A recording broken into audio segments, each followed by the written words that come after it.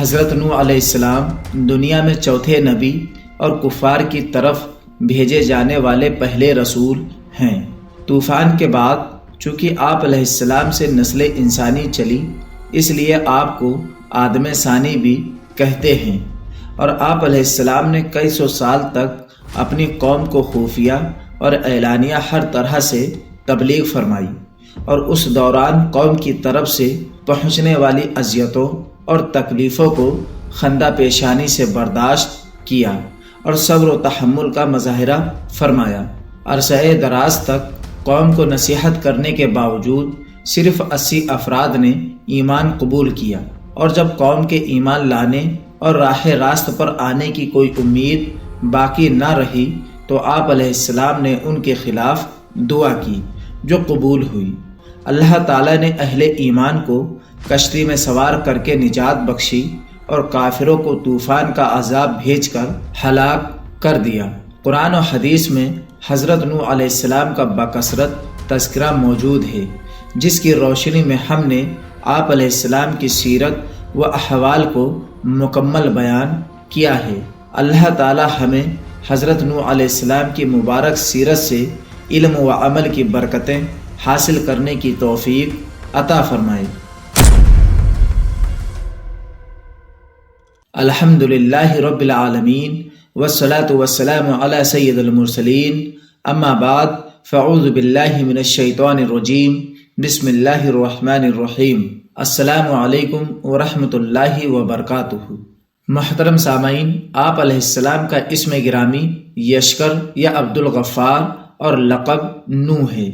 یہ لقب اس لیے ہوا کہ آپ علیہ السلام اللہ تعالیٰ کے خوف کی بنا پر کثرت سے گریہ وزاری کیا کرتے تھے۔ جیسا کہ آپ علیہ السلام کو آدم ثانی بھی کہا جاتا ہے، اس کی وجہ بیان کرتے ہوئے اعلیٰ حضرت امام احمد رضا خان رحمۃ اللہ علیہ فرماتے ہیں کہ پس مندگان طوفان سے کسی کی نسل نہ بڑھی، صرف حضرت نوح علیہ السلام کی نسل تمام دنیا میں ہے، اور قرآن عظیم فرماتا ہے اور ہم نے اسی کی اولاد باقی رکھی، اس لیے انہیں آدم ثانی کہتے ہیں۔ پیارے ناظرین، ابن جریر رحمۃ اللہ علیہ کے قول کے مطابق حضرت نوح علیہ السلام کی ولادت وفات آدم سے 126 سال بعد ہوئی، اور اہل کتاب کی تاریخ کے مطابق ولادت نوح اور وفات آدم میں 146 کا فاصلہ ہے، اور صحیح ابن حبان کی روایت کے مطابق ان میں 10 قرن کا فاصلہ ہے۔ جیسا کہ حضرت ابو امامہ رضی اللہ عنہ سے روایت ہے کہ ایک شخص نے عرض کی، یا رسول اللہ صلی اللہ علیہ وآلہ وسلم، حضرت آدم علیہ السلام اور حضرت نوح علیہ السلام کے درمیان کتنا فاصلہ تھا؟ تو آقا کریم نے ارشاد فرمایا کہ 10 قرن۔ پیارے ناظرین، قرن سے مراد اگر صدی ہو تو ان دونوں انبیاء کرام علیہم السلام کے درمیان 1000 سال کا فاصلہ ہوگا، اور اگر قرن سے مراد نسل ہو تو اس صورت میں ان کے درمیان ہزاروں سال کا فاصلہ ہوگا، کیونکہ حضرت نوح علیہ السلام سے پہلے کے لوگ صدیوں تک زندہ رہتے تھے۔ پیارے ناظرین، حضرت عبداللہ بن عمر رضی اللہ عنہما سے روایت ہے کہ آقا کریم صلی اللہ علیہ وآلہ وسلم نے ارشاد فرمایا، حضرت نوح علیہ السلام عید الفطر اور عید الاضحیٰ کے دن کے علاوہ ہمیشہ روزہ رکھا کرتے تھے۔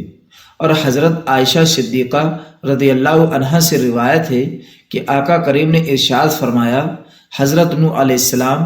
جب بھی بیت الخلاء سے باہر تشریف لاتے تو یہ کہا کرتے، الحمدللہ الذی اذقنی لذتہ وابقى منفعتہ فی جسدی واخرج عنی اذاہ، یعنی تمام تعریفیں اس اللہ تعالیٰ کے لیے ہیں جس نے مجھے کھانے کی لذت چکھائی، اس کے فوائد کو میرے جسم میں باقی رکھا اور اس کی اذیت مجھ سے دور کر دی۔ سامعین، آپ علیہ السلام ہر حال میں اللہ عز و جل کا شکر ادا کیا کرتے، جیسا کہ ارشاد باری تعالیٰ ہے، اے ان لوگوں کی اولاد جنہیں ہم نے نوح کے ساتھ سوار کیا وہ یقیناً بہت شکر گزار بندہ تھا۔ علامہ علی بن محمد المعروف خازن رحمۃ اللہ علیہ فرماتے ہیں کہ حضرت نوح علیہ السلام کو بطور خاص شکر گزار بندہ فرمانے کی وجہ یہ ہے کہ آپ علیہ السلام جب کوئی چیز کھاتے یا پیتے یا لباس پہنتے تو اللہ تعالیٰ کی حمد کرتے اور اس کا شکر بجا لاتے۔ یہ ایک قول ہے جو صرف زبان کا شکر بیان کرنے کے لیے ہے، ورنہ حضرت نوح علیہ السلام کا شکر اس سے بہت زیادہ تھا، کیونکہ اللہ تعالیٰ نے آپ کو صرف شاکر یعنی شکر گزار نہیں بلکہ شکورن یعنی دائمی شکر کرنے والا قرار دیا ہے۔ اور پھر شکر جیسے زبان سے ادا ہوتا ہے اسی طرح دل اور اعضاء سے بھی ہوتا ہے۔ تو حضرت نوح علیہ السلام کے قلب مبارک کا شکر کس قدر تھا اس کی عظمت کا تو ہم تصور بھی نہیں کر سکتے، اور اعضاء مبارکہ سے کیسے شکر ادا کرتے تھے وہ بھی ہماری عقل سے ورا ہے۔ صرف ایک چیز دیکھ لیں کہ اعضاء کے شکر میں یہ بات داخل ہے کہ انہیں اطاعت الہی میں مشغول رکھا جائے، اور حضرت نوح علیہ السلام نے دیگر عبادات کے ساتھ ساتھ تبلیغ دین کی عبادت کو جیسے ادا کیا وہ سورہ نوح سے ظاہر ہے کہ دن رات پوشیدہ اور اعلانیہ ہر طرح اپنی قوم کو توحید کی دعوت دی اور اپنے قلب و بدن پر ہونے والی ہر تکلیف کو برداشت کیا۔ محترم سامعین، حضرت شمرہ رضی اللہ عنہ سے روایت ہے کہ حضور انور صلی اللہ علیہ وآلہ وسلم نے ارشاد فرمایا کہ عرب والے شام کی اولاد سے ہیں، حبشی حام کی نسل سے ہیں، اور رومی یافس کی اولاد سے ہیں۔ سامعین، نبوت اور کتاب آپ علیہ السلام کی اولاد میں رکھی گئی، چنانچہ آپ علیہ السلام کے بعد جتنے نبی اور رسول دنیا میں آئے سب آپ علیہ السلام کی اولاد میں سے تھے، اور تمام آسمانی کتابیں بھی آپ علیہ السلام کی اولاد میں سے مخصوص ہستیوں پر نازل ہوئی، جیسا کہ ارشاد باری تعالیٰ ہے، اور بے شک ہم نے نوح اور ابراہیم کو بھیجا اور ان کی اولاد میں نبوت اور کتاب رکھی۔ اس آیت میں 2 رسولوں کا ذکر ہے۔ اس کی تفصیل یہ ہے کہ حضرت ابراہیم علیہ السلام کے بعد حضور پرنور صلی اللہ علیہ وآلہ وسلم تک جتنے انبیاء و رسول علیہ السلام تشریف لائے سب آپ علیہ السلام کی اولاد میں سے تھے، اور حضور انور صلی اللہ علیہ وآلہ وسلم حضرت نوح علیہ السلام کی نسل سے ہیں۔ یوں نبوت اور کتاب اولاً حضرت نوح علیہ السلام اور ثانیاً حضرت ابراہیم علیہ السلام کی اولاد میں ہوئی، اور بعد والوں میں آپ علیہ السلام کا ذکر جمیل باقی رکھا، جیسا کہ ارشاد باری تعالیٰ ہے، اور ہم نے بعد والوں میں اس کی تعریف باقی رکھی۔ یہاں بعد والوں سے حضرت نوح علیہ السلام کے بعد والے انبیاء کرام علیہ السلام اور ان کی امتیں مراد ہیں، اور یہ حقیقت ہم اپنی آنکھوں سے مشاہدہ کر رہے ہیں کہ دنیا بھر میں حضرت نوح علیہ السلام کا تذکرہ موجود ہے۔ فرشتے، جنات اور انسان سب حضرت نوح علیہ السلام پر قیامت تک سلام بھیجتے رہیں گے، اور اللہ تعالیٰ کی طرف سے حضرت نوح علیہ السلام پر سلام کا کلمہ ہمیشہ موجود رہے گا، جیسا کہ ارشاد باری تعالیٰ ہے، تمام جہان والوں میں نوح پر سلام ہو۔ محترم سامعین، حضرت ادریس علیہ السلام کے آسمانوں پر اٹھائے جانے کے بعد رفتہ رفتہ بت پرستی کی وبا عام ہو گئی، اور لوگوں نے دیگر بتوں کے ساتھ ساتھ ود، سوا، یغوث، یعوق اور نصر کے ناموں سے بتوں کی پوجا شروع کر دی۔ یہ 5 بت ان کے نزدیک دوسروں سے زیادہ عظمت والے تھے، اور اسی وجہ سے قرآن مجید فرقان حمید میں بھی ان کے انہی 5 بتوں کا ذکر کیا گیا ہے۔ بتوں کی پوجا کا پس منظر بیان کرتے ہوئے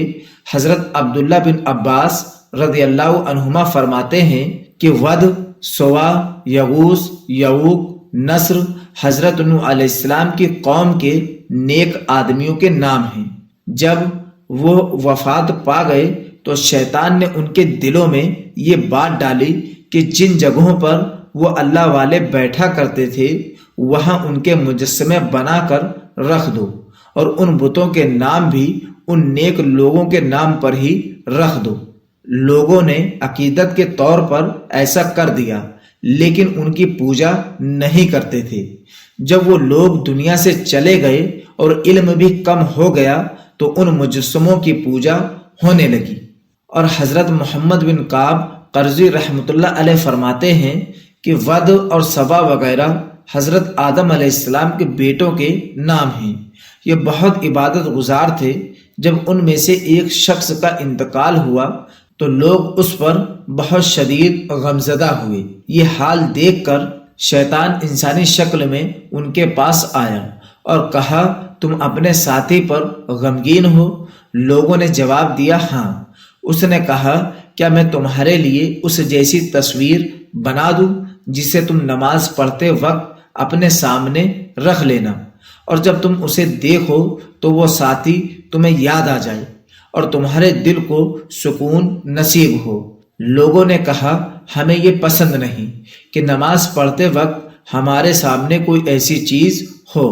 شیطان نے کہا، تو پھر تم اسے مسجد کے آخری کونے میں رکھ دو۔ لوگوں نے کہا، ہاں یہ ٹھیک ہے۔ چنانچہ شیطان نے ان کے لیے تصویر بنا دی، اور جب 5 اشخاص کا انتقال ہو گیا تو شیطان نے ان سب کی تصویریں بنا کر مسجد کے کونے میں رکھ دی۔ پھر ایک وقت آیا کہ لوگوں نے اللہ تعالیٰ کی عبادت کو چھوڑ کر ان کی تصویروں کی پوجا شروع کر دی۔ سامعین، کفر و ضلالت کے اندھیروں میں گھرے ان لوگوں کی ہدایت و رہنمائی کے لیے اللہ تعالیٰ نے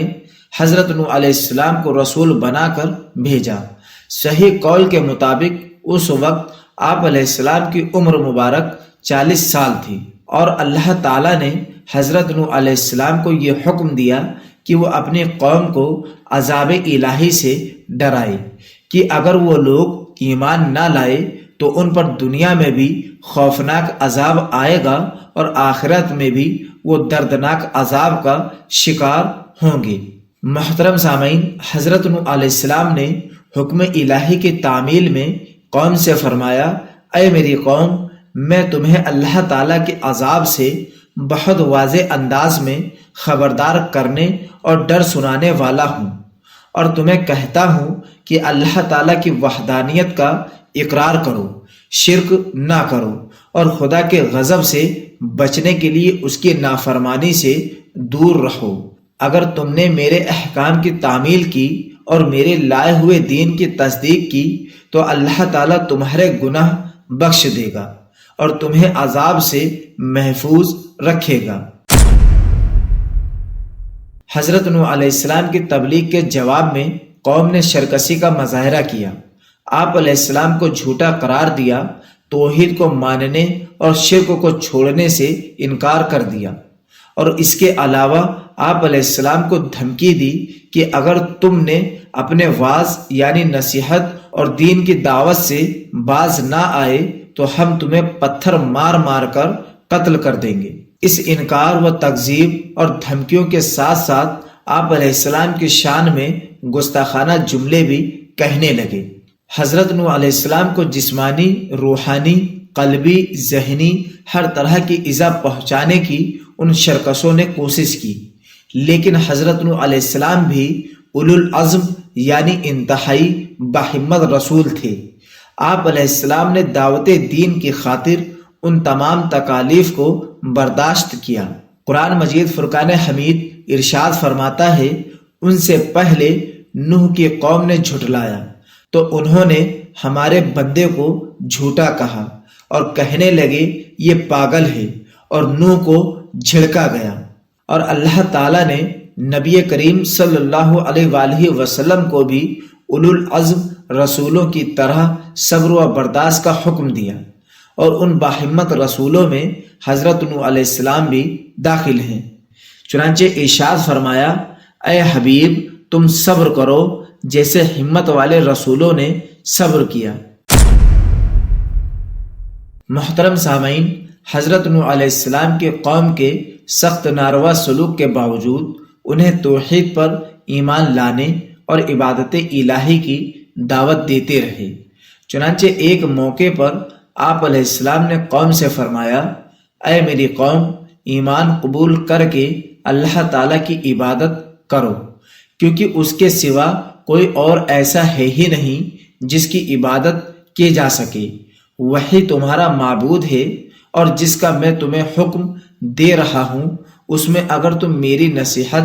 قبول نہ کرو گے اور راہ راست پر نہ آؤ گے تو مجھے تم پر بڑے دن روز قیامت کے عذاب کا خوف ہے۔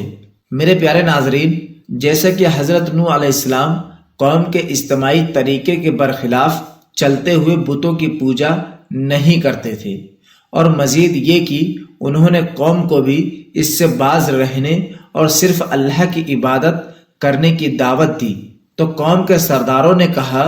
کہ ہم قوم کے اجتماعی طرز عمل سے جدا راستہ اختیار کرنے کے سبب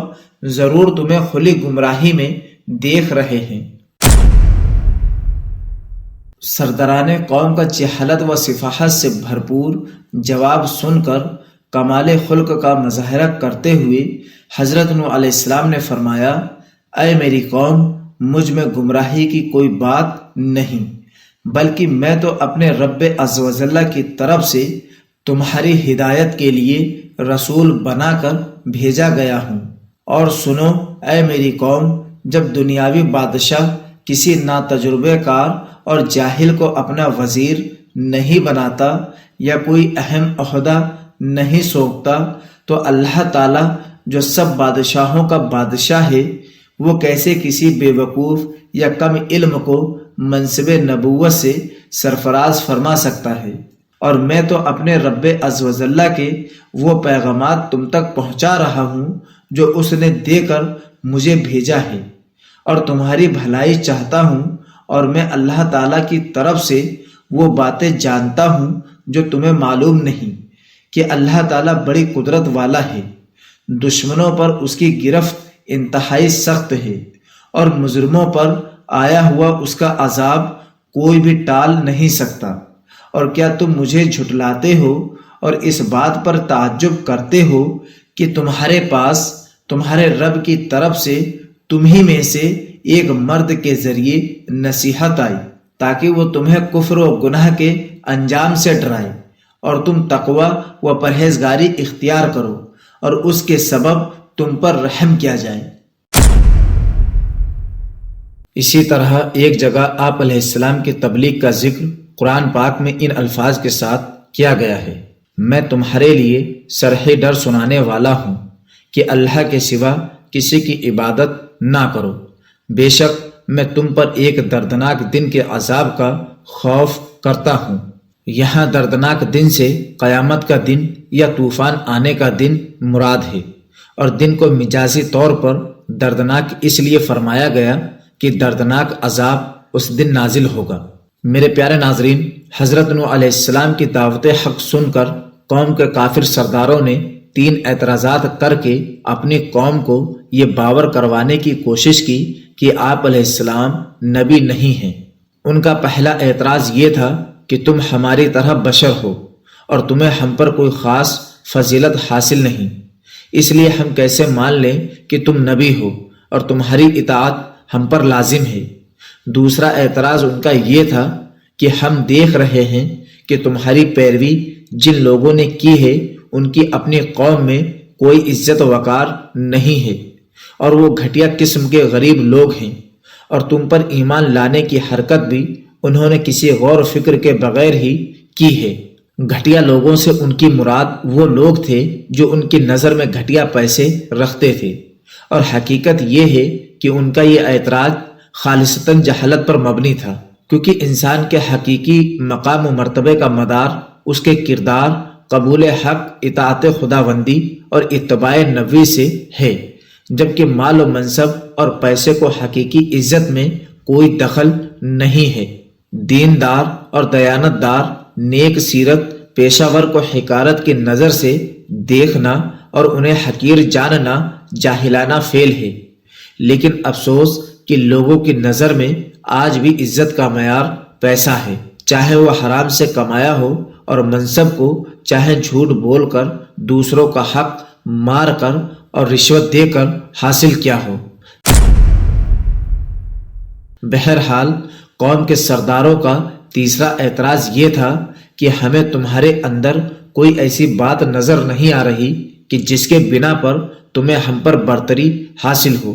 کیونکہ تمہارے پاس نہ تو ہم سے زیادہ مال ہے اور نہ ہی ریاست، بلکہ ہم تمہیں نبوت کے دعوے میں اور تمہاری پیروی کرنے والوں کو اس کی تصدیق میں جھوٹا خیال کرتے ہیں۔ یہاں بھی انکار نبوت و رسالت میں وہی جہالت کار فرما ہے کہ فضیلت کا معیار مال و دولت اور عہدہ و منصب کو سمجھا، ورنہ حقیقت یہی ہے کہ اللہ عز و جل کے نزدیک بندے کے لیے ایمان و اطاعت فضیلت کا سبب ہے، نہ کہ مال و ریاست۔ آج کے حالات دیکھ کر حیرت ہوتی ہے کہ دین سے دور اور مذہب سے بیزار لوگوں کی ذہنیت ہزاروں برس سے یہی چلتی آ رہی ہے کہ وہ غریبوں کا مذاق اڑاتے ہیں، خواہ وہ کتنے ہی دیانت دار کیوں نہ ہوں۔ پیارے ناظرین، اعتراض کا جواب دینے سے پہلے حضرت نوح علیہ السلام نے قوم کو غور و فکر کی دعوت دیتے ہوئے فرمایا کہ اگر میں حق پر ہوا اور اللہ تعالیٰ نے مجھے اپنے پاس سے نبوت عطا کی ہو، لیکن تم غور و فکر نہ کرنے کی وجہ سے اس سے غافل و جاہل رہو تو میں کیا کروں؟ یعنی تمہارا غور و فکر کی وجہ سے حق کو نہ سمجھنا تمہارا قصور ہے یا میرا؟ کیا میں تمہیں اپنی نبوت قبول کرنے پر مجبور کروں جبکہ تم ہی اس سے بیزار بیٹھے ہو؟ میرا کام یہ نہیں، مجھے تو صرف یہ حکم ہے کہ اللہ تعالیٰ کا پیغام تم تک پہنچا دوں، اور جہاں تک تمہاری اس بات کا تعلق ہے کہ میرے پاس مال و دولت نہیں اور اس وجہ سے میں نے پیغام الہی پہنچانے کا نام لے کر یہ دعوت شروع کی ہے تاکہ تم سے مال و دولت حاصل کر سکوں، تو سن لو تمہارا یہ گمان سراسر باطل ہے۔ میں رسالت کی تبلیغ پر تم سے کوئی اجرت طلب نہیں کرتا، میرا اجر تو اللہ رب العالمین عز و جل کے ذمہ کرم پر ہے، لہذا تم اس فاسد گمان کی وجہ سے اپنے آپ کو اخروی سعادتوں کے حصول سے محروم نہ کرو۔ اور جہاں تک تمہارا میرے ماننے والوں کو گھٹیا اور غریب قرار دینے کا تعلق ہے، جس کا تقاضا یہ ہے کہ میں انہیں خود سے دور کر دوں، تو سن لو کہ تمہاری وجہ سے غریب مسلمانوں کو اپنے آپ سے دور نہیں کروں گا، کیونکہ یہ تو خدا کی بارگاہ میں حضوری کا شرف اور قرب کی فضیلت پانے والے ہیں، تو میں انہیں تمہارے گھٹیا کہنے کی وجہ سے کیسے نکال دوں؟ ہاں، اس کے برعکس میں تم لوگوں کو جہالت کا شکار سمجھتا ہوں، کیونکہ تم ایمان جیسی عظمت و شرف والی دولت رکھنے والوں کو گھٹیا کہتے ہو۔ اس کے علاوہ پھر یہ بھی ہے کہ بفرض محال اگر میں خدا وند قدوس کے حکم کے برخلاف کافر و فاجر کو تو عزت سے اپنے قریب بٹھاؤں اور متقی مومن کی توہین کر کے اسے اپنی مجلس سے نکال دوں، تو یہ اللہ تعالیٰ کے حکم کی صریح خلاف ورزی ہوگی، اور اس کی وجہ سے میں اللہ تعالیٰ کے عذاب کا حقدار ٹھہروں گا۔ اے میری قوم، مجھے بتاؤ پھر اس وقت مجھے اللہ تعالیٰ کے عذاب سے کون بچائے گا؟ یہ سب باتیں تمہیں غور و فکر کی دعوت دیتی ہیں۔ محترم سامعین، سرداران قوم کا نظریہ یہ تھا کہ خدا کا رسول مخلوق سے جدا گانا کچھ اور ہی چیز ہونا چاہیے، جیسے خزانوں سے لبریز ہو، سب غیبی علوم جانتا ہو، مزید یہ کہ انسان کی بجائے فرشتہ ہو۔ ناظرین، ان کے عجیب و غریب تخیلات کے جواب میں حضرت نوح علیہ السلام نے بڑے خوبصورت جواب دیے، جس کا خلاصہ یہ ہے کہ میرا دعویٰ یہ ہے کہ میں خدا کا نبی ہوں، یہ دعویٰ نہیں کہ خزانوں کا مالک ہوں، اور نبوت کا خزانوں کا مالک ہونے سے کیا تعلق؟ یہ کوئی شرط نبوت تو نہیں، لہذا جب میں نے ایسا دعویٰ ہی نہیں کیا تو تمہارا یہ اعتراض ظاہری مال و دولت نہ ہونے کی وجہ سے ہے۔ اور اس کے علاوہ اور میں نے تم سے کب یہ کہا کہ میں ہر غیب خود ہی جان لیتا ہوں اور اپنے ماننے والوں کے دلوں کے حال جان کر فیصلہ کروں کہ دل سے ایمان لائے ہیں یا نہیں؟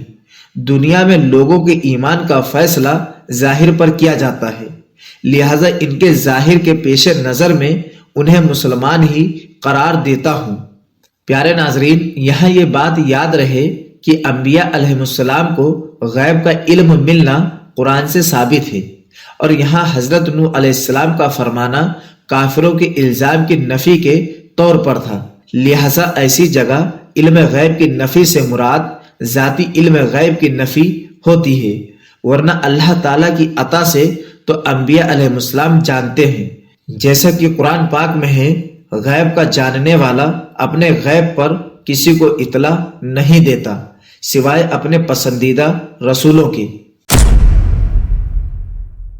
حضرت نوح علیہ السلام نے مزید فرمایا کہ میں نے اپنی دعوت کو اپنے فرشتہ ہونے پر موقوف نہیں کیا تھا کہ تمہیں یہ اعتراض کرنے کا موقع ملتا کہ دعوت تو فرشتہ ہونے کا کیا تھا لیکن نکلے بشر، لہذا تمہارا یہ اعتراض بھی باطل ہے۔ اور میں ان غریب مسلمانوں کے بارے میں جنہیں تم بنظر حقارت دیکھتے ہو یہ نہیں کہتا کہ اللہ تعالیٰ ہرگز انہیں دنیا و آخرت میں کوئی بھلائی نہ دے گا،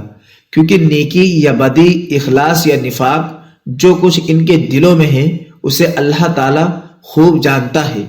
اور جزا و سزا بھی اسی نے دینی ہے۔ اب اگر ان کے ظاہری ایمان کو جھٹلا کر حکم شریعت کے خلاف کرتے ہوئے صرف تمہارے کہنے پر ان کے باطن پر الزام لگاؤں اور انہیں اپنے پاس سے نکال دوں تو ضرور یہ زیادتی ہوگی،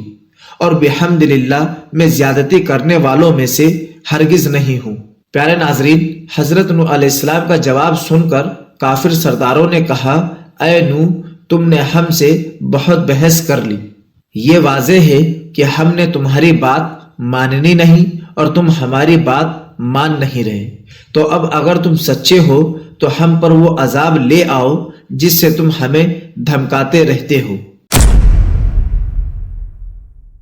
مطالبہ کفار کے جواب میں حضرت نوح علیہ السلام نے فرمایا،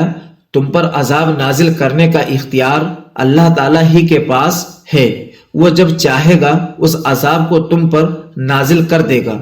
اور جب اس نے عذاب نازل کرنے کا ارادہ فرما لیا تو تم اس عذاب کو روک نہ سکو گے اور نہ اس سے بچ سکو گے، اور جس دن تم پر عذاب نازل ہوا اور تم وہ عذاب دیکھ کر ایمان لائے تو اس دن میری نصیحت تمہیں کوئی فائدہ نہ دے گی، کیونکہ عذاب نازل ہوتے وقت کا ایمان قبول نہیں۔ میری نصیحت تمہیں اس وقت فائدہ دے گی جب تم عذاب کا مشاہدہ کرنے سے پہلے ایمان لے آؤ۔ پیارے ناظرین، ایک موقع پر پھر حضرت نوح علیہ السلام نے قوم کو نصیحت کرتے ہوئے فرمایا، کیا تم اللہ تعالیٰ کے عذاب سے ڈرتے نہیں کہ کفر اور گناہ کو ترک کر دو؟ بے شک میں اللہ تعالیٰ کی طرف سے تمہارے لیے ایک ایسا رسول ہوں جس کی امانت داری تم میں مشہور ہے، اور جو دنیاوی کاموں پر امین ہے وہ وحی اور رسالت پر بھی امین ہوگا، لہذا تم اللہ تعالیٰ سے ڈرو، اور جو میں تمہیں توحید و ایمان اور اللہ تعالیٰ کی بندگی کا حکم دیتا ہوں اس میں میری اطاعت کرو۔ اور اخلاص کی اس سے بڑھ کر دلیل کیا ہوگی کہ میں رسالت کی ادائیگی پر تم سے کوئی معاوضہ طلب نہیں کرتا، میرا اجر و ثواب تو اسی کے ذمہ کرم پر ہے جو سارے جہان کا رب ہے۔ حضرت نوح علیہ السلام کی نصیحت کے جواب میں قوم نے حضرت نوح علیہ السلام سے کہا کہ ہم تمہاری بات سن کر ایمان لے آئیں، حالانکہ تمہاری پیروی غریب اور گھٹیا لوگوں نے کی ہے۔ قوم نے یہ بات غرور کی وجہ سے کہی، کیونکہ انہیں غریبوں کے پاس بیٹھنا گوارا نہ تھا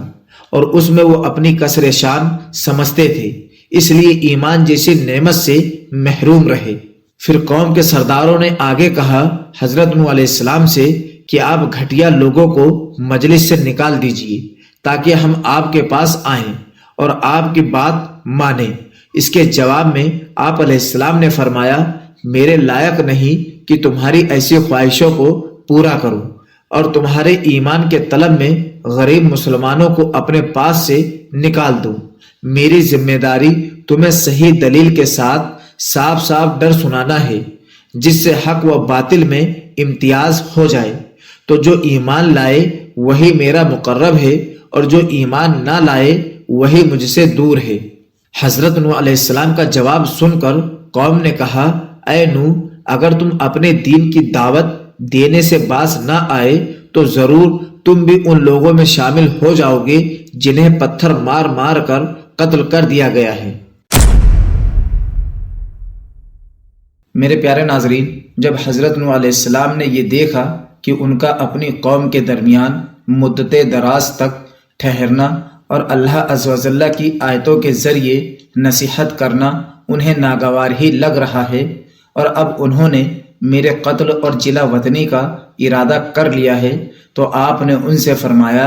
اے میری قوم، اگر میرا تمہارے درمیان ٹھہرنا اور آیت الہی کے ذریعے نصیحت کرنا تم پر بوجھ ہے تو سن لو، مجھے اللہ عز و جل پر کامل بھروسہ ہے، اور میں نے اپنا معاملہ اسی کے سپرد کر دیا ہے۔ تم میری مخالفت میں اور مجھے ایذا پہنچانے کے لیے جس قدر اسباب جمع کر سکتے ہو کر لو، بلکہ اپنے باطل معبودوں کو بھی ملا لو، اور یہ سب منصوبہ اور سازش اعلانیہ کر لو، پھر میرے خلاف جو کچھ کر سکتے ہو کر گزرو، اور مجھے کوئی مہلت نہ دو، اور مجھے ان چیزوں کی نہ کوئی پرواہ ہے نہ کوئی خوف۔ محترم سامعین، حضرت نوح علیہ السلام نے اپنی قوم تک اللہ تعالیٰ کا پیغام پہنچایا اور ہر طریقے سے نصیحت کی، لیکن قوم نے آپ کی بات نہ مانی، اور 80 افراد کے علاوہ کسی نے ایمان قبول نہ کیا۔ جب معلوم ہو گیا کہ اب مزید کوئی شخص ایمان نہیں لائے گا تو آپ علیہ السلام نے بارگاہ الہی میں مناجات کی، جو کہ قرآن مجید فرقان حمید میں یہ مناجات متعدد مقامات پر موجود ہے۔ چنانچہ ایک جگہ حضرت نوح علیہ السلام نے اس طریقے سے دعا کی، اے میرے رب، بے شک میں نے اپنی قوم کو رات دن دعوت دی، تو میرے بلانے سے ان کے بھاگنے میں ہی اضافہ ہوا، اور بے شک میں نے جتنی بار انہیں بلایا تاکہ تو انہیں بخش دے تو انہوں نے اپنے کانوں میں انگلیاں ڈال لی اور اپنے کپڑے اوڑھ لیے، اور وہ ڈٹ گئے اور بڑا تکبر کیا۔ پھر یقیناً میں نے انہیں بلند آواز سے دعوت دی، پھر یقیناً میں نے ان سے اعلانیہ بھی کہا اور آہستہ بھی کہا، پھر میں نے کہا، اے لوگو، اپنے رب سے معافی مانگو، بے شک وہ بڑا معاف فرمانے والا ہے، وہ تم پر موسلا دھار بارش بھیجے گا اور مالوں اور بیٹوں سے تمہاری مدد کرے گا،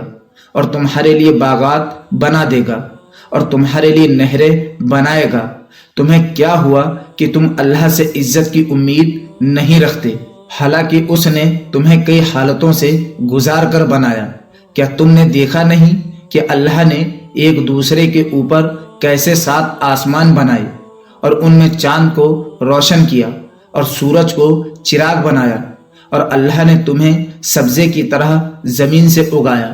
پھر تمہیں اسی میں لوٹائے گا اور تمہیں دوبارہ نکالے گا، اور اللہ تعالیٰ نے تمہارے لیے زمین کو بچھونا بنایا تاکہ تم اس کے وسیع راستوں میں چلو۔ اے میرے رب، بے شک انہوں نے میری نافرمانی کی اور ایسے کے پیچھے لگ گئے جس کے مال اور اولاد نے اس کے نقصان کو ہی بڑھایا، اور انہوں نے بہت بڑا مکر و فریب کیا۔ اسی طرح ایک جگہ آپ علیہ السلام کی تبلیغ کا ذکر قرآن پاک میں ان الفاظ کے ساتھ کیا گیا ہے، اور بے شک انہوں نے بہت سے لوگوں کو گمراہ کر دیا، اور تو ظالموں کی گمراہی میں ہی اضافہ کر۔ اے میرے پروردگار، بے شک میری قوم نے مجھے جھٹلایا، تو مجھ میں اور ان میں پورا فیصلہ کر دے، اور مجھے اور میرے ساتھ والے مسلمانوں کو نجات دے۔ اے میرے رب، زمین پر کافروں میں سے کوئی بسنے والا نہ چھوڑ، بے شک اگر تو انہیں چھوڑ دے گا تو یہ تیرے بندوں کو گمراہ کر دیں گے، اور یہ اولاد بھی ایسی ہی جنیں گے جو بدکار بڑی ناشکری ہوگی۔ میرے پیارے ناظرین، حضرت نوح علیہ السلام اپنی قوم میں 950 سال رہے۔ اس پوری مدت میں انہوں نے قوم کو توحید اور ایمان کی دعوت دینے کا عمل جاری رکھا اور ان کی طرف سے پہنچنے والی سختیوں اور ایذاؤں پر صبر کیا۔ جب قوم اپنی حرکتوں سے باز نہ آئی اور ایمان لانے کی بجائے کفر پر اڑی رہی تو اللہ تعالیٰ نے حضرت نوح علیہ السلام کی طرف وحی بھیجی کہ آپ کے قوم کے جن لوگوں سے ایمان قبول کرنے کی توقع تھی وہ تو ایمان قبول کر چکے، اب ان کے علاوہ جو لوگ اپنے کفر پر ہی قائم ہیں وہ اب کسی صورت ایمان قبول نہیں کریں گے۔ لہذا اس طویل مدت کے دوران کفار کی طرف سے آپ جس پریشانیوں سے گزرے ہیں ان پر آپ غم نہ کریں، اور ان کفار کے کرتوت ختم ہو گئے اور اب ان سے انتقام لینے کا وقت آ گیا ہے۔ کفار پر عذاب چونکہ کئی طریقوں سے آ سکتا تھا، اس لیے اللہ تعالیٰ نے حضرت نوح علیہ السلام کو بتا دیا کہ وہ عذاب ڈبوئے دیے جانے کی صورت میں ہوگا، اور ڈوبنے سے نجات کی صورت صرف کشتی کے ذریعے ممکن تھی۔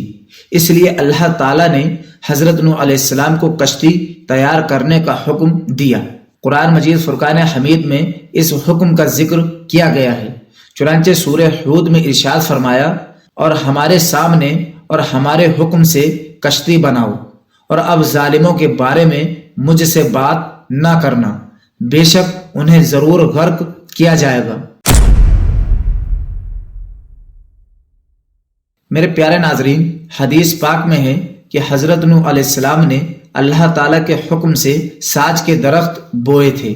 20 سال میں یہ درخت تیار ہوئے اور اس عرصے میں مطلقاً کوئی بچہ پیدا نہ ہوا۔ اس سے پہلے جو بچے پیدا ہو چکے تھے وہ بالغ ہو گئے، اور انہوں نے بھی حضرت نوح علیہ السلام کی دعوت قبول کرنے سے انکار کر دیا۔ پھر حضرت نوح علیہ السلام کشتی بنانے میں مشغول ہو گئے۔ پیارے ناظرین، حضرت نوح علیہ السلام کشتی بناتے رہے، اور ان کے قوم کے سرداروں میں سے جب کوئی ان کے پاس سے گزرتا تو ان کا مذاق اڑاتا اور کہتا کہ اے نوح علیہ السلام کیا کر رہے ہو؟ آپ فرماتے ایسا مکان بنا رہا ہوں جو پانی پر چلے گا۔ یہ سن کر وہ ہنستے، کیونکہ آپ کشتی جنگل میں بنا رہے تھے جہاں دور دور تک پانی نہ تھا، اور وہ لوگ مذاق کے طور پر یہ بھی کہتے تھے کہ پہلے تو آپ نبی تھے، اب بڑھئی ہو گئے ہیں۔ حضرت نوح علیہ السلام نے ان سے فرمایا، کسی وقت ہم بھی تمہیں ہلاک ہوتا دیکھ کر تم پر ایسے ہی ہنسیں گے جیسے تم کشتی دیکھ کر ہنس رہے ہو۔ تمہیں جلد ہی رسوا کن اور دائمی عذاب کا پتہ چل جائے گا۔ پیارے ناظرین، حدیث پاک میں ہے یہ کشتی 2 سال میں تیار ہوئی۔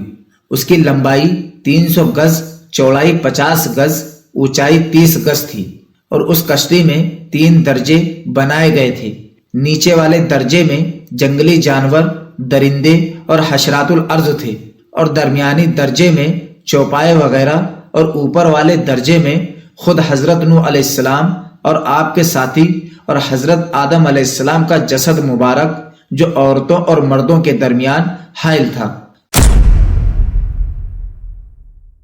سامعین، حضرت نوح علیہ السلام کشتی بنانے میں مصروف رہے، یہاں تک کہ ان کی قوم پر عذاب نازل ہونے اور ان کی ہلاکت کا وقت آ گیا۔ اللہ تعالیٰ نے حضرت نوح علیہ السلام سے اس عذاب کے نازل ہونے کی علامت یہ بیان فرمائی تھی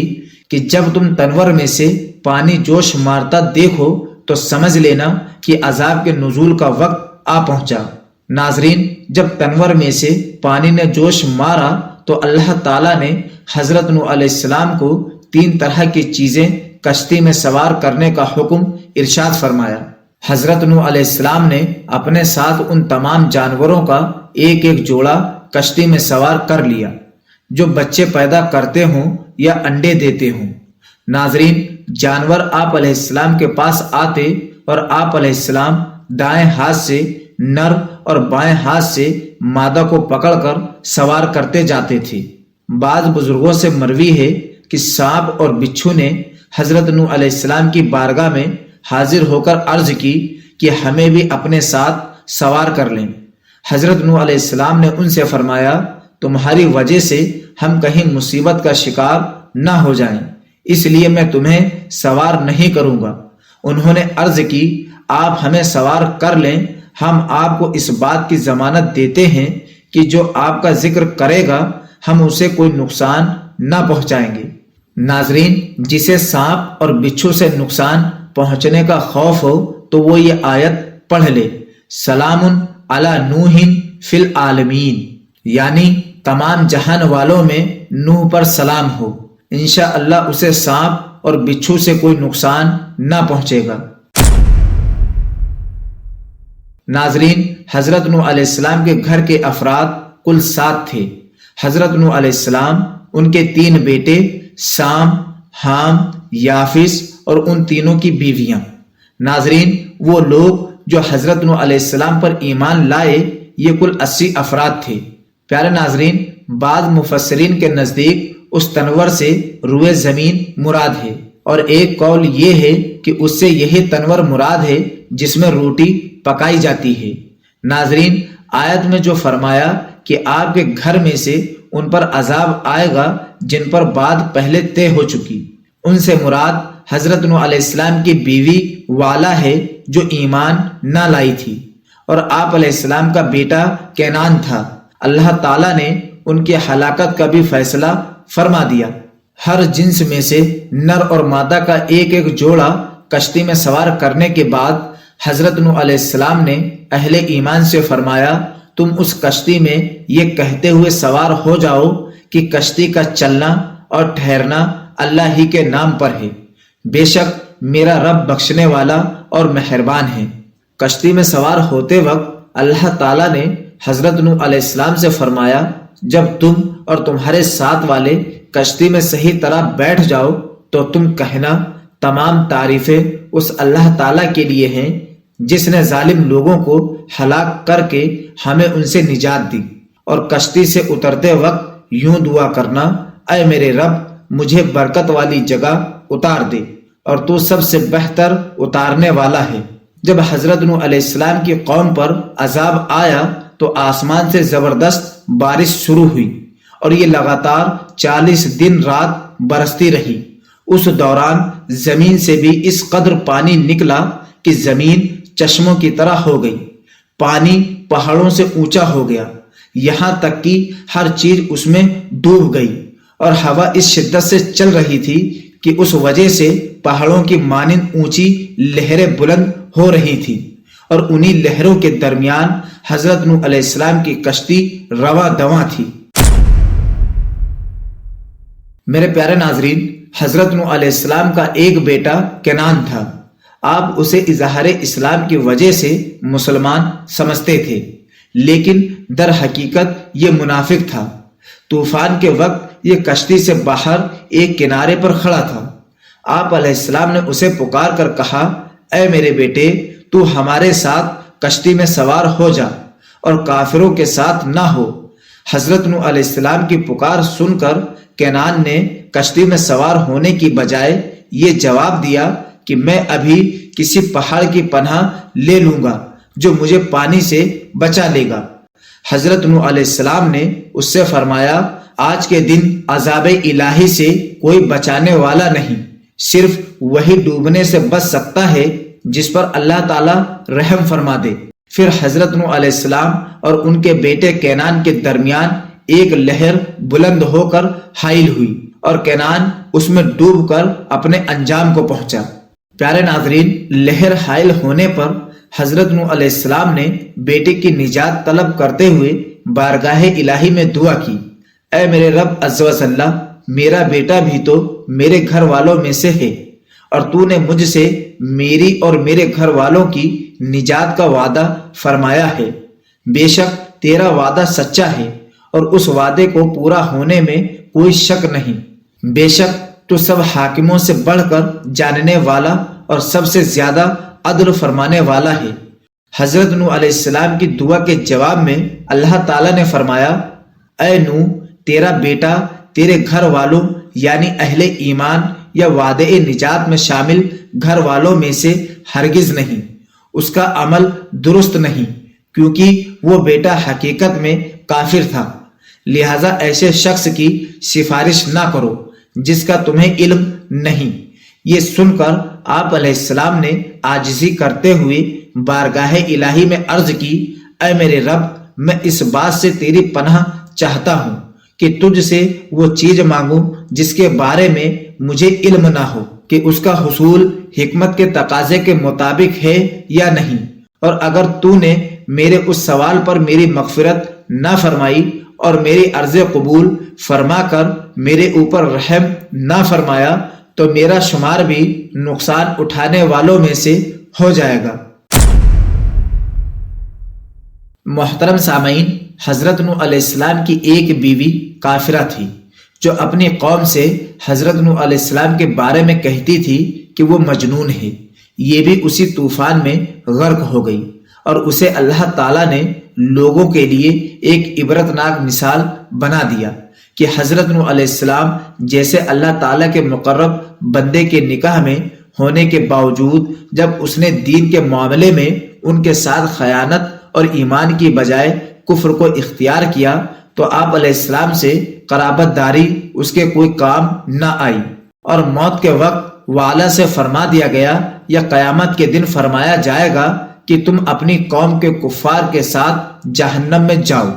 کیونکہ تمہارے اور حضرت نوح علیہ السلام کے درمیان تمہارے کفر کی وجہ سے کوئی تعلق باقی نہیں رہا۔ معلوم ہوا کہ کافر کو مقرب بندوں سے رشتہ داری کوئی کام نہ آئے گی، ہاں مسلمان کو کام دے گی اگرچہ گنہگار ہو۔ اس کے بارے میں ہم لوگ آگے جاننے والے ہیں۔ ناظرین، جب طوفان اپنی انتہا پر پہنچا اور حضرت نوح علیہ السلام کی قوم کو غرق کر دیا تو اللہ تعالیٰ کی طرف سے زمین کو حکم ہوا، اے زمین اپنا پانی نگل جا، اور آسمان کو حکم ہوا، اے آسمان تھم جا۔ اس کے بعد زمین خشک کر دی گئی۔ یوں حضرت نوح علیہ السلام کی کافر قوم مکمل طور پر ہلاک ہو گئی۔ پیارے ناظرین، جبکہ حضرت نوح علیہ السلام کی کشتی 6 مہینے زمین میں گھوم کر موصول یا شام کی حدود میں واقع جودی پہاڑ پر ٹھہر گئی۔ پیارے ناظرین، اور حضرت قتادہ رضی اللہ عنہ سے مروی ہے کہ اللہ تعالیٰ نے اس کشتی کو عراق کے ایک علاقے جزیرے کی سرزمین میں اور بعض مفسرین کے نزدیک جودی پہاڑ پر مدتوں باقی رکھا، یہاں تک کہ ہماری امت کے پہلے لوگوں نے بھی اس کشتی کو دیکھا۔ محترم سامعین، حضرت نوح علیہ السلام کے قوم کے لوگ اپنی خطاؤں کی وجہ سے طوفان میں ڈبوئے گئے، پھر غرق ہونے کے بعد عذاب برزخ کی آگ میں داخل کیے گئے۔ چنانچہ ارشاد باری تعالیٰ ہے، وہ اپنی خطاؤں کی وجہ سے ڈبوئے گئے، پھر آگ میں داخل کیے گئے تو انہوں نے اپنے لیے اللہ کے مقابلے میں کوئی مددگار نہ پائے۔ پیارے ناظرین، قبر کا عذاب برحق ہے، کیونکہ حضرت نوح علیہ السلام کی قوم غرق ہونے کے فوراً بعد ہی آگ میں داخل کر دی گئی، اور یہ بات واضح ہے کہ یہ جہنم کی آگ نہیں ہو سکتی، کیونکہ اس آگ میں کفار قیامت کے دن ہی داخل کیے جائیں گے، اور ابھی قیامت واقع نہیں ہوئی، تو آگ عذاب قبر کی صورت میں ہی ہے۔ یہاں یہ بھی یاد رہے کہ بعض گنہگار مسلمانوں یا کفار پر ہونے والا قبر کا عذاب زمین میں دفن ہونے پر ہی موقوف نہیں، بلکہ جس انسان کو عذاب ہونا ہے وہ جہاں بھی مرے اور مرنے کے بعد اس کا جسم کہیں بھی ہو اسے عذاب ہوگا، کیونکہ عذاب قبر سے مراد وہ عذاب ہے جو مرنے کے بعد ہو، چاہے مردہ زمین میں دفن ہو یا نہ ہو، اور اس عذاب کو عذاب قبر اس لیے کہتے ہیں کہ زیادہ تر مردے زمین میں ہی دفن کیے جاتے ہیں۔ سامعین، نبی کے ساتھ نسبی تعلق اور قرابداری سے دنیا میں بھی برکتیں ملتی ہیں اور آخرت میں بھی اس کا فائدہ ہوگا، البتہ آخرت کے فائدے کی شرط ایمان ہے۔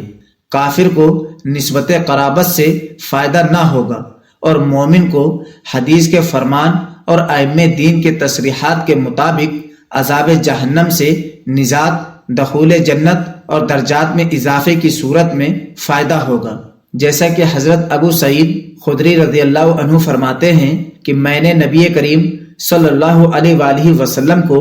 منبر پر یہ فرماتے ہوئے سنا کہ ان لوگوں کا کیا حال ہے جو یہ کہتے ہیں کہ رسول اللہ صلی اللہ علیہ وآلہ وسلم سے رشتہ داری روز قیامت ان کی قوم کو کوئی بھی فائدہ نہیں دے گی۔ کیوں نہیں دے گی؟ ضرور فائدہ دے گی۔ نبی کریم صلی اللہ علیہ وآلہ وسلم نے ارشاد فرمایا کہ اللہ کی قسم مجھ سے رشتہ داری دنیا و آخرت دونوں میں جڑی ہوئی ہے۔ میرے پیارے ناظرین، یہاں یہ نصیحت بہت قابل توجہ ہے کہ کینان آغوش نبوت میں پرورش پانے کے باوجود ایمان نہ لا سکا اور آخر کار طوفان میں غرق ہو کر عبرتناک انجام سے دوچار ہوا۔ اس کا سبب بری صحبت میں رہنا اور کفار کے ساتھ تعلق قائم رکھنا تھا، اور کینان ایسی ہی بری صحبت کا شکار تھا۔ ایمان کی حفاظت کے لیے بری صحبت اور برے ماحول سے بچنا اور نیک لوگوں کی صحبت اور اچھے ماحول کو اختیار کرنا ضروری ہے۔ میرے پیارے ناظرین، منقول ہے کہ حضرت نوح علیہ السلام کشتی میں 10ویں رجب کو بیٹھے اور 10ویں محرم کو کشتی جودی پہاڑ پر ٹھہری، تو آپ علیہ السلام نے اس کے شکر کا روزہ رکھا اور اپنے تمام ساتھیوں کو بھی روزہ رکھنے کا حکم فرمایا۔ 10 محرم یعنی عاشورہ کے دن روزہ رکھنا ہمارے نبی صلی اللہ علیہ وآلہ وسلم کی سنت بھی ہے، اور اس کی فضیلت کے بارے میں آپ صلی اللہ علیہ وآلہ وسلم نے ارشاد فرمایا، مجھے اللہ عز و جل پر گمان ہے کہ عاشورے کا روزہ 1 سال پہلے کے گناہ مٹا دیتا ہے۔ ناظرین، جب زمین سے پانی خشک ہو گیا، اس پر چلنا پھرنا اور ٹھہرنا ممکن ہو گیا، تو اللہ تعالیٰ نے حضرت نوح علیہ السلام سے فرمایا، اے نوح، تم ہماری طرف سے سلامتی اور ان برکتوں کے ساتھ کشتی سے اتر جاؤ جو تم پر اور تمہارے ساتھیوں کی جماعتوں پر ہے۔ اس کے ساتھ یہ بھی فرمایا کہ دنیا میں کچھ جماعتیں ایسی بھی ہوں گی جنہیں اللہ تعالیٰ ان کے مقررہ مدتوں تک فراخی عیش اور وسعت رزق عطا فرمائے گا، اور پھر انہیں اللہ تعالیٰ کی طرف سے آخرت میں دردناک عذاب پہنچے گا۔ ناظرین، اعلیٰ حضرت امام احمد رضا خان رحمۃ اللہ علیہ فرماتے ہیں کہ 10ویں محرم کو 6 ماہ کے بعد سفینہ مبارکہ جودی پہاڑ پر ٹھہرا۔ سب لوگ پہاڑ سے اترے اور پہلا شہر جو بسایا گیا اس کا نام سوق السمانین رکھا۔ یہ بستی جبل نہوند کے قریب متصل موصول میں واقع ہے۔ اس طوفان میں 2 عمارتیں مثل گنبد مینارہ باقی رہ گئی تھیں جنہیں کچھ نقصان نہ پہنچا۔ اس وقت روئے زمین پر اور کوئی بھی عمارت باقی نہ تھی۔ پیارے ناظرین، حضرت کعب الاحبار رحمۃ اللہ علیہ سے مروی ہے کہ جب حضرت نوح علیہ السلام کی وفات کا وقت قریب آیا تو انہوں نے اپنے بیٹے سام کو بلایا اور فرمایا، میں تمہیں 2 باتوں کی تاکید کرتا ہوں اور 2 باتوں سے منع کرتا ہوں۔ پہلی 2 باتیں یہ ہیں، نمبر 1، اس بات کی گواہی دیتے رہنا کہ اللہ تعالیٰ کے سوا اور کوئی معبود نہیں۔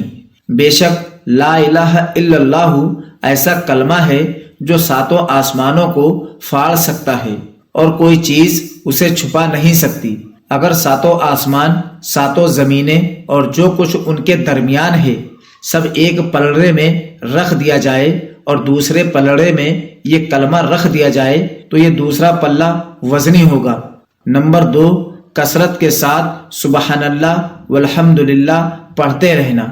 کیونکہ یہ کلمہ ثواب کا جامع ہے۔ دوسری 2 باتیں یہ ہیں کہ کسی کو اللہ تعالیٰ کا شریک نہ ٹھہرانا اور اللہ تعالیٰ کو چھوڑ کر کسی اور پر توکل نہ کرنا۔ ناظرین، حضرت انس رضی اللہ عنہ سے روایت ہے کہ نبی کریم صلی اللہ علیہ وآلہ وسلم نے ارشاد فرمایا،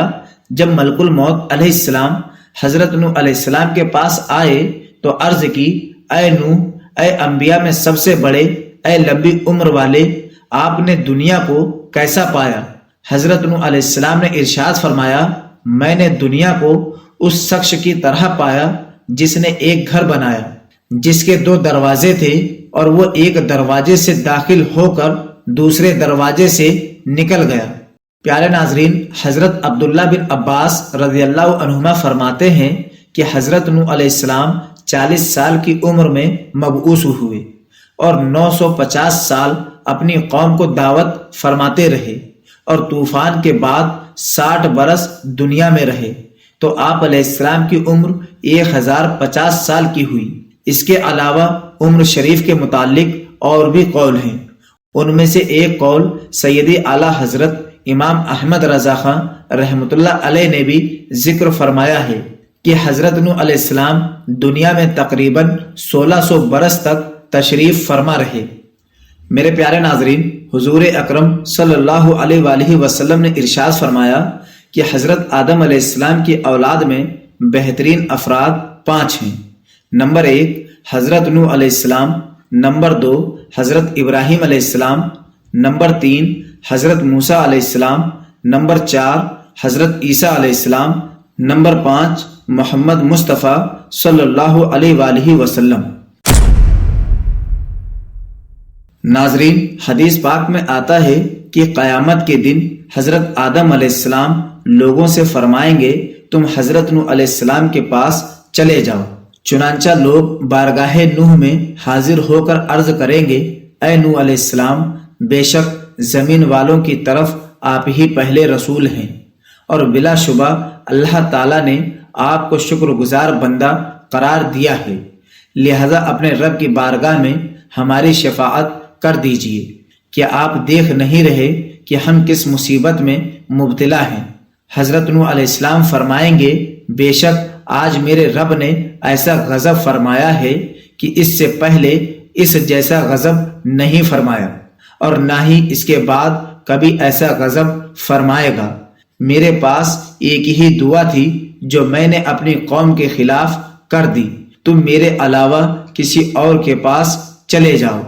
رسول خدا صلی اللہ علیہ وآلہ وسلم نے آگے ارشاد فرمایا کہ قیامت کے دن حضرت نوح علیہ السلام کو لایا جائے گا، ان سے کہا جائے گا آپ نے تبلیغ کی تھی؟ حضرت نوح علیہ السلام عرض کریں گے اے میرے پروردگار، میں نے تبلیغ کی تھی۔ پھر ان کی امت سے پوچھا جائے گا کیا تمہیں تبلیغ کی گئی تھی؟ وہ کہیں گے ہمارے پاس کوئی ڈرانے والا نہیں آیا۔ فرمایا جائے گا اے نوح علیہ السلام، تمہارے گواہ کون ہیں؟